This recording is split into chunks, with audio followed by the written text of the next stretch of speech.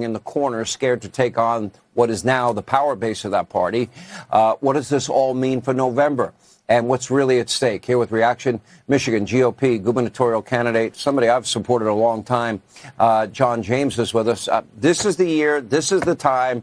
No way I see El Sayed winning. I think Mike Rogers wins that. And I think you got the best shot you've ever had to be the governor. And I think Michigan needs a change. What is your take on what has happened to the Democratic Party? They created a monster, and now they can't control it. And right now is going to be up to Republicans to answer the call again. Our party was founded to stand up against slavery and hold our nation together. And now in this day, we are being called upon to stand up against socialism and hold our state and our nation together. We are going to fight to make sure that the extremists that I fought over in Iran and over in Iraq are not going to be able to come and change our republic and strip our Constitution away from our families and our futures. Go to johnjamesmi.com and learn why Michigan is the front line for the republic in this cycle. All right, let's talk about El Sayed and his friend Hassan Piker. Your reaction? Yeah, anybody who campaigns with you, anybody who goes out there and says they can see or they can sympathize with terrorists, and they say that we deserved 9/11. We are coming up on the 25th anniversary. I was at West Point when 9/11 happened. I remember my class was the first class at West Point to take the oath of affirmation. We lost more people in my class than any class since Vietnam. Well, they say we deserve 9/11. I reject that. I say never forget. Well, I say never forget, too. I mean, it's hard to understand why so many Democrats, it's not just El Sayed, but there are many now Democrats running for office that are begging Hassan Piker to come in and campaign for them.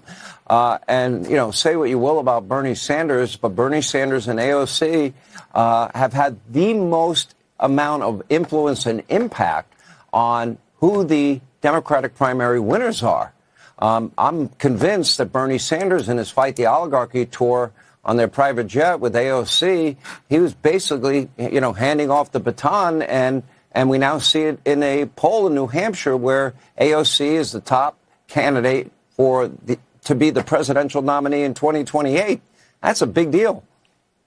Well, Sean, you're absolutely right. And Bernie Sanders has said himself that Michigan is his top priority. He's focusing all of his efforts on Michigan and supporting the Benson El Sayed ticket that would continue to have unsecured borders, continue to allow illegals to vote, continue to defund the police. And this absolutely cannot happen. They are making their test case in Michigan, and we must absolutely stand up against that. They obviously are not doing well with African Americans, working class folks, because this ivory tower fantasy, these lies, don't work in the real world. And people who have to live in the real world and work want to have more freedom. They want to have more affordability. They want to have a better education system. And those are the types of things that conservative Republicans bring. Our ideas work. Freedom works. Lower taxes work. Lower regulations work, and not trusting the power brokers who are flying around on their private jets dictating to people who are hurting what is needed. We need to stand up for our country, and that is why we're standing up and pushing back on the socialist march across the state of Michigan.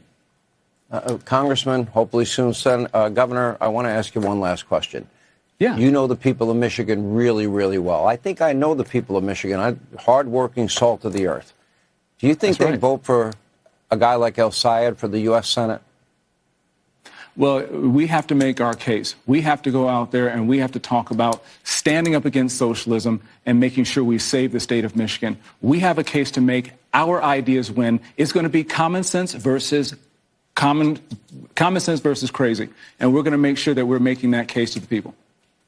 But then if people, you get the government you deserve. If you don't think this midterm is the most important in your lifetime, pay attention. Anyway, John James, always good to see you. Good luck. We'll follow your campaign closely here now with more reaction. Republican strategist Eric McGuire, former Clinton advisor, pollster Mark